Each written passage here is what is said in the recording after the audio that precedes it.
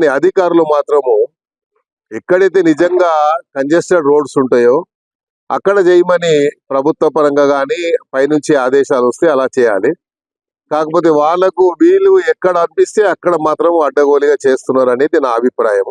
అందుకనే నేను ముఖ్యమంత్రి గారి దృష్టికి తీసుకెళ్తాను. ఎందుకంటే రోజు వ్యాపారం చేసుకుంటే వాడు ఆ రోజు కష్టపడి సపోజ్ రోడ్ మీద పొద్దున్న ఇడ్లీ బండి పెట్టుకుంటాడు.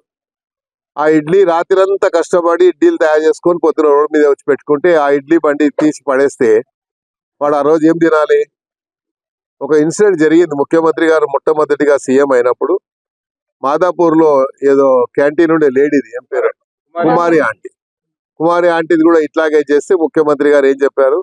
ఆమె జోలికి పోవద్దని చెప్పారు. సో అలాగే ఇక్కడ కూడా ఎవరి దగ్గరికి జోలికి పోవద్దని మేము చెప్తున్నాం. ఎందుకంటే వాళ్ళు రోజు రోజు వ్యాపారం చేసుకునే వాళ్ళు.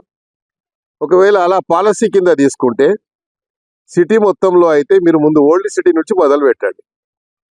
ఓల్డ్ సిటీలో ఎక్కడెక్కడ ఉన్నాయి అలా మీరు చేయండి. మీకు ఏమి ఇబ్బందులు కలగకుంటే మా దగ్గర కూడా ఇబ్బంది లేకుండా నేనే చెప్తా వాళ్ళకి.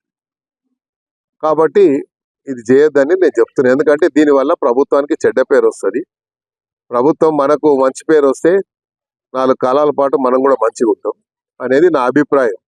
ప్రజల అందరూ వచ్చి చెప్పుకోలేరు. ప్రజాప్రతినిధి ఎవరు ఉంటే ఆ ప్రజాప్రతినిధికి చెప్పుకుంటారు మా బాధ అని. కాబట్టి రోజు మరి మాకైతే నిద్ర పడతలేదు. రోజు ఎక్కడో ఈ రోజు ఇక్కడ గుల్ల కొడతారంట, రేపు అక్కడ